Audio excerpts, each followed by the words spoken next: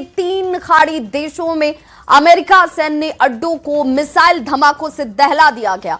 Iran ने Kuwait पर सबसे भयानक मिसाइल हमले किए, जहां कुवैत इंटरनेशनल एयरपोर्ट पर बैलिस्टिक मिसाइलों के साथ ड्रोन बम फटे। ईरान ने धमकी दी है कि अमेरिका इन हमलों से सबक लेकर बमबारी बंद कर दे, लेकिन ट्रंप ने ईरान को एटमी डील की नई शर्त बताकर भड़का दिया है। इधर इजराइल ने तेहरान में तख्ता पलटने का ऑपरेशन शुरू कर दिया।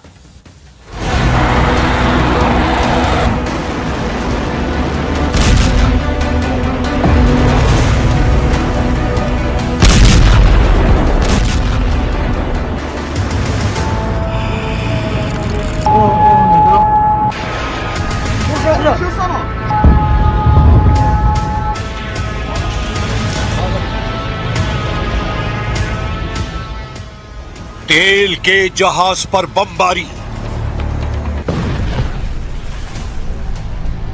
सैन्य अड्डों पर मिसाइलों की बौछार।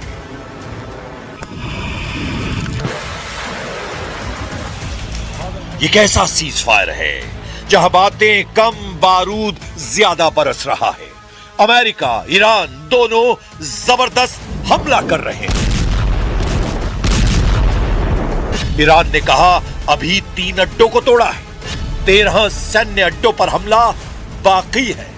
ट्रंप की धमकी लिख कर दो, नहीं बनेगा एटम बम, वरना मुश्तबा का नंबर। कुवैत में ईरान के ड्रोन धमाकों में मौत की खबर से अमेरिका सन्न हो गया है। ईरान ने अमेरिका को मदद देने वाले 3 देशों को मिसाइल से फोड़ डाला है। रेवोल्यूशनरी लड़ाकों ने अमेरिकी सैन्य ठिकानों वाले दुश्मन देशों को वार्निंग दी है कि अगला धमाका उन देशों पर होगा जहां भी ट्रंप फोर्स तैनात है। वहीं अमेरिका ने 4 दिनों में चौथी बार ईरान के केशम आइलैंड पर हमला किया। इससे भड़के ईरान ने दावा किया कि कुवैत, इराक और बहरीन में मौजूद अमेरिकी सैन्य ठिकानों को मिसाइल और ड्रोन से भारी नुकसान पहुंचाया गया है। ईरान ने सबसे जबरदस्त हमला कुवैत में किया है, जहां सुबह शुरू हुए मिसाइल धमाके अब भी रुके नहीं है। ईरानी हमलों से कुवैत इंटरनेशनल एयरपोर्ट पर अफरा तफरी मची है। हालांकि कुवैत ने बयान जारी कर कहा है कि उसके एयर डिफेंस सिस्टम दुश्मन की मिसाइलों और ड्रोन को रोकने की पूरी कोशिश कर रहे हैं। ज्यादातर विस्फोट इंटरसेप्शन ऑपरेशन के चलते हुए हैं, लेकिन कुवैत रिहायशी इलाकों में बारूदी तांडव दिखाई दिया है। ईरान की मिसाइल आंधी से कुवैत में इमरजेंसी जैसे हालात हैं। सेना ने लोगों के लिए एक और चेतावनी जारी की है। कुवैत सेना ने कहा है कि अगर कहीं मिसाइल ड्रोन दिखाई दें तो लोग उससे दूर हो जाएं। संदिग्ध सामान मिलने पर इमरजेंसी नंबर पर सूचना देने की अपील की गई है। कुवैत की तरह बहरीन और इराक में अमेरिकी ठिकानों पर हाई अलर्ट है। बहरीन के गृह मंत्रालय ने चेतावनी सायरन बजाए हैं और लोगों से शांत रहने की अपील की है। बहरीन में नागरिकों को नजदीकी सुरक्षित स्थानों पर जाने और सुरक्षा निर्देशों का पालन करने के लिए कहा गया है। ईरान के सरकारी ब्रॉडकास्टर IRIB ने सोशल मीडिया प्लेटफॉर्म X पर कई वीडियो शेयर कर घातक हमलों का दावा किया है।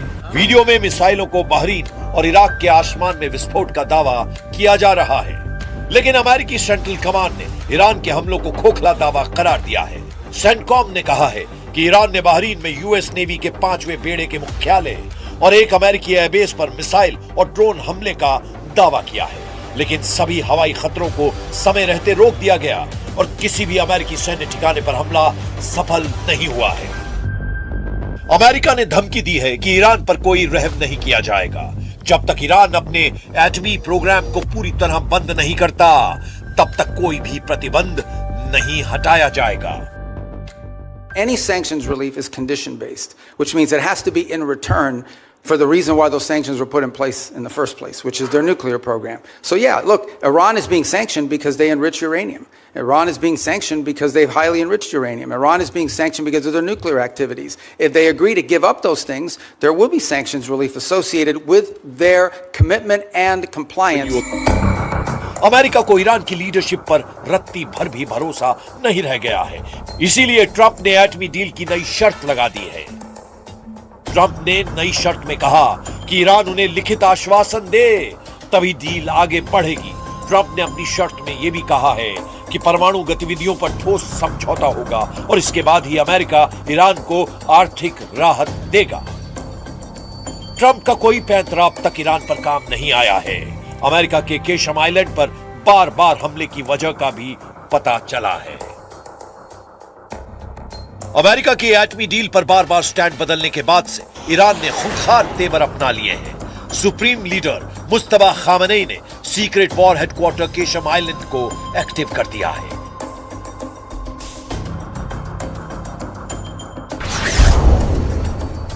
केशम आइलैंड फारस की खाड़ी में ईरान का सबसे बड़ा द्वीप है। यह हॉर्मुज़ स्ट्रेट के मुहाने पर है, जहां से दुनिया का लगभग 20 से 25% कच्चा तेल गुजरता है। 135 किलोमीटर लंबे आइलैंड में पहाड़ियों के नीचे ईरान ने सुरंगें और बंकर बनाए हैं। इन सुरंगों में सैकड़ों मिसाइलें तैनात की गई हैं। इन्हें मिसाइल फार्म भी कहा जाता है, जहां से ईरान लंबी और मीडियम रेंज की मिसाइलों को आसानी से लॉन्च कर रहा है। ये मिसाइलें फारस की खाड़ी में मौजूद किसी भी दुश्मन के जहाज को हिट कर रही हैं।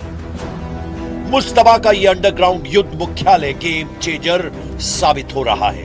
ईरान ने केशम आइलैंड को ट्रंप के जंगी बेड़ों की तर्ज पर बना रखा है। इस आइलैंड की पूरी फिल्म ईरान ने रिलीज कर दुश्मनों के होश उड़ा दिए हैं। समुद्री मोर्चे पर ईरान ने अपना इरादा साफ कर दिया है। ईरान के हजारों ड्रोन अमेरिका की नौसेना पर हमले के लिए तैयार हैं। ईरान ने हॉर्मुज़ के आसपास टापुओं पर लड़ने के लिए अपने टैंक समंदर में उतार दिए हैं। ईरान के कमांडो भी सुरंगों से निकलकर लड़ने को तैयार हैं। और इन सब के पीछे खड़ी है ईरान की मिसाइल पावर, जिसके धमाकों की ताकत ट्रंप से बेहतर कौन जानता है। लेकिन इन सब के बीच अमेरिका को डराने वाली खबर केशम की मिसाइल सिटी से आई है। केशम आइलैंड की जमीन के नीचे मिसाइल बंकरों और ड्रोन बेस का एक बड़ा जाल है, जो यूएस के जंगी जहाजों को खाड़ी में पहुंचने से बहुत पहले ही ट्रैक कर लेता है, जिससे ईरान को पूरी तरह से स्ट्रेटेजिक दबदबा बनाने में आसानी हो रही है। ईरान के बेजोड़ प्लान और जबरदस्त हमलों से अमेरिका नए सिरे से अलर्ट हो गया है। इधर इजराइल ने अपनी वॉर प्लानिंग को नई धार दी है। पीएम नेतन्याहू ने ट्रंप से परमिशन लेकर अब ईरान में तख्ता पलट तक युद्ध का ऐलान किया है। ידע כל חורש רעה נגד ישראל שמזימותיו ייכשלו. המחיר שהוא ישלם יהיה כבד ביותר. המחיר שאיראן כבר שילמה הוא כבד מאוד מאוד. היסודות של משטר האימים הזה באיראן נסדקו. הוא לא ישוב להיות מה שהיה, ואני אומר לכם, סופו ליפול. ईरान को कंट्रोल करने से पहले इजराइल हिजबुल्लाह का टोटल सफाया करने में जुटा है। इजराइल ने लड़ाका ग्रुप के खतरे से संयुक्त राष्ट्र को भी अलर्ट किया है। संयुक्त राष्ट्र में इजराइल के राजदूत डैनी डैनन ने हिजबुल्लाह के ड्रोन खतरे को लेकर बड़ा बयान दिया। डैनन ने कहा कि ऐसे छोटे ड्रोन आज के समय की सबसे गंभीर चुनौतियों में एक बन गए हैं और इजराइल उनके हमले का इंतजार नहीं करेगा। डैनी डैनन अपने साथ एक छोटे ड्रोन की डमी लेकर पहुंचे। बैठक के दौरान उन्होंने डमी दिखाते हुए कहा कि हिजबुल्लाह जिन ड्रोन का इस्तेमाल कर रहा है उनका वजन 2 किलोग्राम से भी कम है और इन्हें आसानी से ऑनलाइन खरीदा जा सकता है।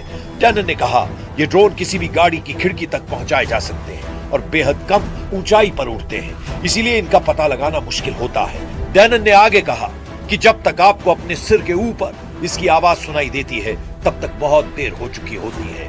डैनन ने कहा कि इजराइल इन ड्रोन से निपटने के लिए नई तकनीकों और रणनीतियों पर काम कर रहा है। उन्होंने कहा कि इजराइल इस चुनौती का समाधान खोज लेगा।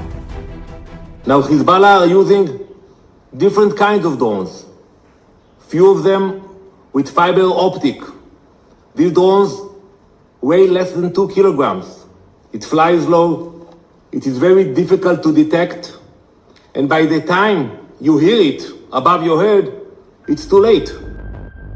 इस बीच इराक से इजराइल के लिए गुड न्यूज मिली है, जहां ईरान समर्थित 2 लड़ाका ग्रुप ने सरेंडर कर दिया है।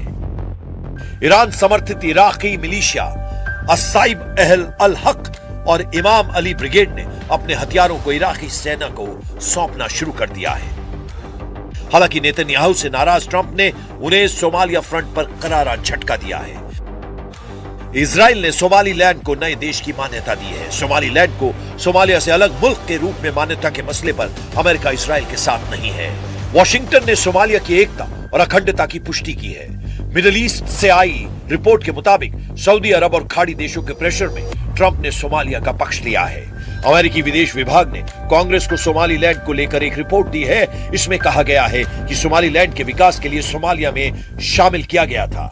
सोमालीलैंड के साथ अमेरिका के बेहतरीन संबंध हैं, लेकिन वॉशिंगटन सोमालिया की संप्रभुता और अखंडता की पुष्टि करता है। रिपोर्ट में अमेरिकी अधिकारियों के हवाले से कहा गया है कि राष्ट्रपति डोनाल्ड ट्रंप शायद ही सोमालीलैंड को मान्यता देंगे, क्योंकि अरब और मुस्लिम देशों का उन पर दबाव है। सऊदी, कतर और पाकिस्तान जैसे देशों ने इसका खुलकर विरोध किया है।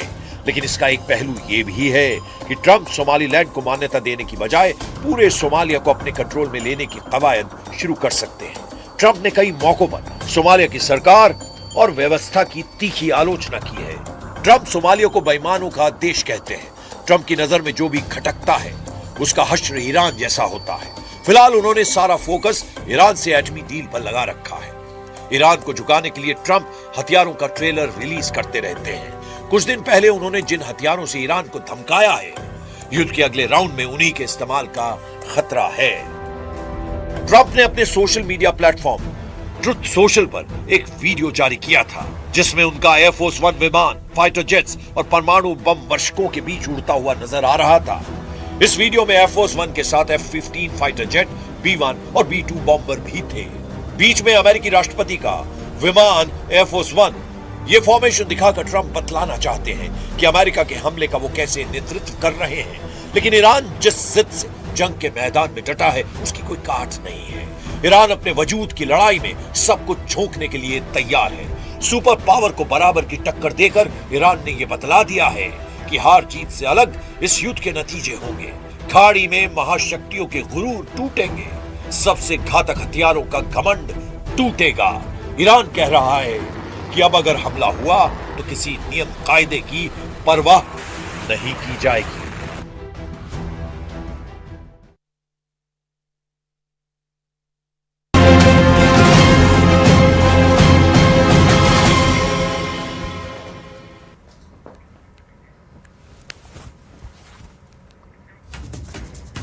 तो देखिए, इस पूरे घटना के बाद से अब लगातार जो सवाल हैं वो सवाल उठाए जा रहे हैं कि आखिर ईरान और अमेरिका के बीच इस तरीके से हालात जो हैं वो कब सुधरेंगे।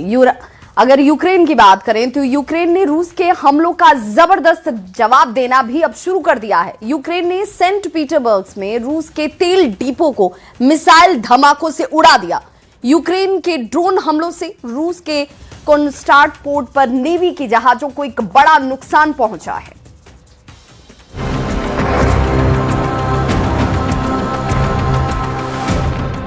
एक रात में रूस के हजारों हमलों का जवाब यूक्रेन ने इस स्टाइल में दिया है। यूक्रेन के ड्रोन बमों के धमाकों से पुतिन का तेल डिपो तबाह हो गया है। वीडियो में सेंट पीटर्सबर्ग पर यूक्रेन का पलटवार दिखाया गया है। यूक्रेन की स्पेशल फोर्स ने सेंट पीटर्सबर्ग में ऑयल टर्मिनल पर हमला किया है। यह हमला 1100 किलोमीटर की दूरी से किया गया। वहीं रूस की हथियार फैक्ट्रियों पर भी ड्रोन अटैक किए गए हैं। ज़ेलेंस्की ने पुतिन के शहरों पर बड़े हमले करके बतला दिया कि उनकी पलटवार वाली ताकत कम नहीं हुई है। यूक्रेन में नई तबाही मचाने के लिए पुतिन ने बड़ा हाइपरसोनिक अटैक किया है। 5 शहरों में 8 हाइपरसोनिक ज़िरकॉन मिसाइल से हमला किया। कई क्रूज मिसाइल भी फायर की। यूक्रेन में वही हो रहा है जिसकी भविष्यवाणी ज़ेलेंस्की ने की थी। जून का महीना बड़ी तबाही लेकर आया है। रूस ने एक ही रात में 73 मिसाइलें फायर की, 656 ड्रोन दागे। इनमें 8 हाइपरसोनिक मिसाइलें भी शामिल थी, जिन्हें रोकना ज़ेलेंस्की के बस की बात नहीं। इस हमले के निशाने पर रहे यूक्रेन के बड़े शहर, राजधानी कीव, डिप्रो, ज़पोरिज़िया, पोल्टावा और खार्किव। खौफ ऐसा फैला कि लोग अपने घरों से निकलकर बेसमेंट, मेट्रो स्टेशन और गलियारों में छिपने को मजबूर हो गए। आसमान में धुएं का गुबार और जलते हुए मलबे ने हालात को भयावह बना दिया। यूक्रेन पर हमले रात में हुए और दिन में भी जारी रहे। Російських атак Жорстокий був удар. Більше ніж 70 ракет, багато балістики, більше ніж 650 дронів за ніч. В день сьогодні росіяни продовжили атаки, ще близько 100 дронів було. यूक्रेन का जरा हाल देखिए।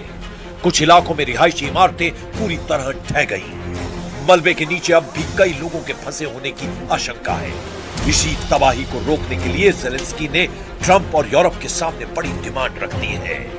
जेलेंस्की ने यूरोप से एयर डिफेंस सिस्टम मांगा है और ट्रंप से भी मांगी है patriot air defence missile. Мої співчуття усім, хто втратив рідних та близьких. Вкотре Путін зі своїм божевіллям перемогли життя звичайних дітей. Житлові будинки, поліклініку в Києві. Шахеди були проти багатоповерхівок. Ukraine बहुत मुश्किल में है। पुतिन अब जेलेंस्की को रिफाइनरी को टारगेट करने की सजा दे रहे हैं। यूक्रेन में हालात बहुत खराब हैं। कई इलाकों में बिजली गुल हो गई है। साफ नजर आ रहा है कि यूक्रेन का युद्ध बहुत ही खतरनाक मोड़ पर पहुंच गया है। लेकिन पुतिन इस बार आर पार के मूड में है।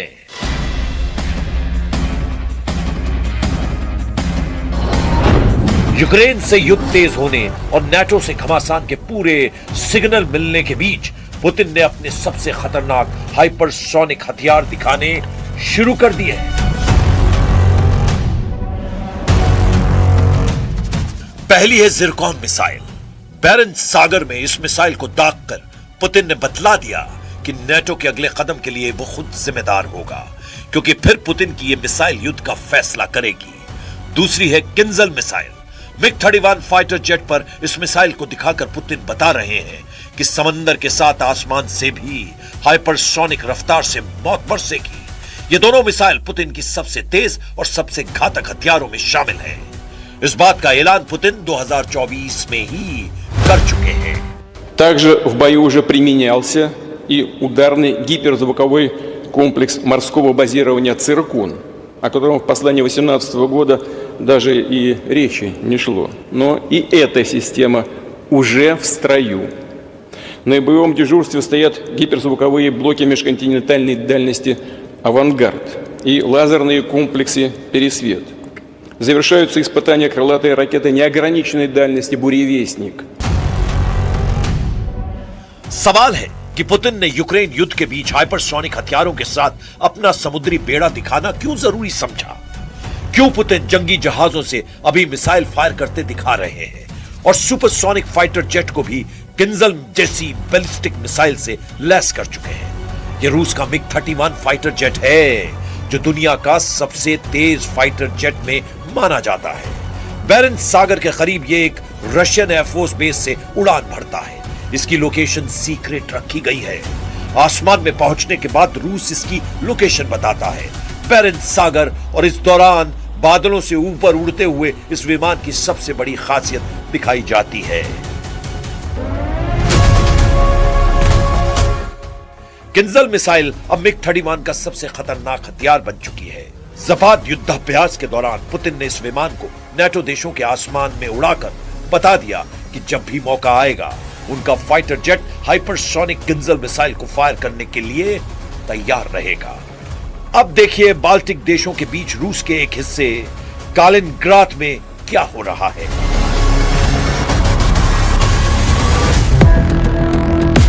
यह है पुतिन का छोटी दूरी का बहुत ही खतरनाक बैलिस्टिक मिसाइल सिस्टम इस्कंदर।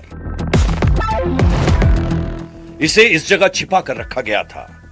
अब ज़पाद युद्धाभ्यास के दौरान इसकी तैयारी आजमाई जा रही है। लॉन्चिंग ऑर्डर मिलने के बाद इस मिसाइल लॉन्चर को फौरन तैयार किया जाता है। रूस की इस्कंदर मिसाइल, रेंज 500 किलोमीटर से ज्यादा। नाटो के 4 देश खतरे में, Latvia, Lithuania, Estonia, Poland. Iskander की रेंज 500 किलोमीटर है, लेकिन कलिनिग्राद में तैनात किए जाने के बाद यह नाटो के 4 देशों को अपना शिकार बना सकती है। यूक्रेन के साथ 4 और देशों पर अब इस्कंदर मिसाइल का खतरा सताने लगा है। इसमें लातविया है, लिथुआनिया है, एस्टोनिया है और सबसे बड़ा डर पोलैंड को भी है। कलिनिग्राद से इन सभी देशों तक इस्कंदर जैसी छोटी दूरी की मिसाइल से हमला किया जा सकता है। ट्रंप की बेरुखी देखकर अब यूरोप के 3 देशों ने नाटो का नेतृत्व करने का फैसला कर लिया है। यही देश पुतिन की नजरों में सबसे ज्यादा खटक भी रहे हैं, क्योंकि इन्होंने यूक्रेन को सुरक्षा गारंटी देने का वादा किया है। हाल ही में रूस ने RS-28 सरमत मिसाइल का परीक्षण किया। करीब 18,000 रेंज वाली यह मिसाइल लगभग पूरी दुनिया के किसी भी हिस्से तक पहुंचने की क्षमता रखती है। रूस का पोसाइडन सुपर टॉर्पीडो ऐसा परमाणु हथियार जो अंडर वाटर लंबी दूरी के टारगेट को तबाह कर सकता है। रूस की एवनगार्ड हाइपरसोनिक मिसाइल सिस्टम जो अपने टारगेट तक 32,000 किलोमीटर प्रति घंटे की रफ्तार से पहुंच सकता है।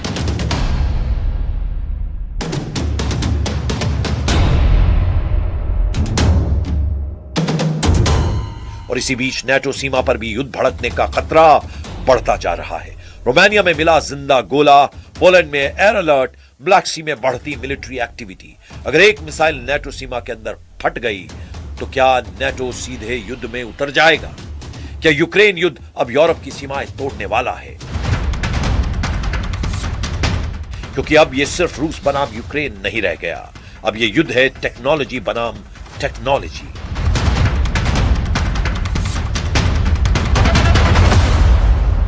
ड्रोन बनाम ड्रोन और AI बनाम AI।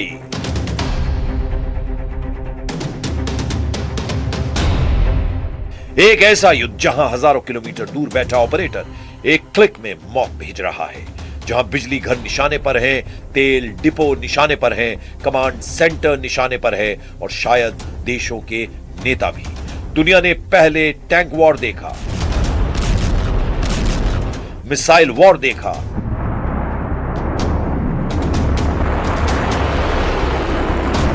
लेकिन अब दुनिया देख रही है AI ड्रोन वॉर। और इस युद्ध का सबसे खतरनाक सवाल अभी भी वही है, क्या पुतिन का अगला निशाना खुद ज़ेलेंस्की है? क्या कीव के पावर सेंटर पर बड़ा हमला होने वाला है? या फिर मॉस्को पर यूक्रेन के इस हमले के बाद रूस अब ऐसा जवाब देगा जो पूरी दुनिया को हिला देगा?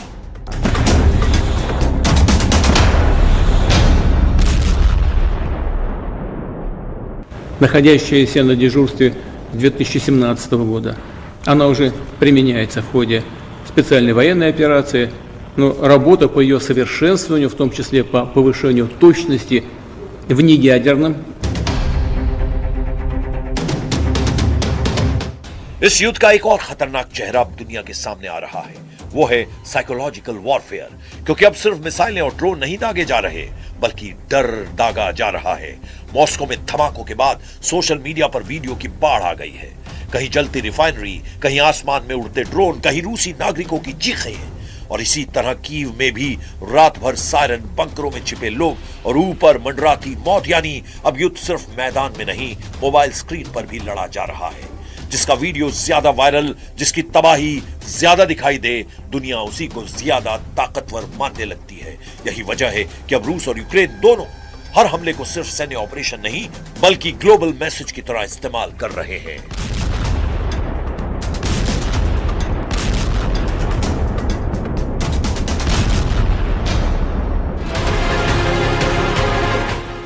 मॉस्को पर हमला करके यूक्रेन दुनिया को दिखाना चाहता है कि रूस अजय नहीं है, और रूस कीव पर लगातार धमाके करके यह संदेश देना चाहता है कि यूक्रेन कभी सुरक्षित नहीं हो सकता।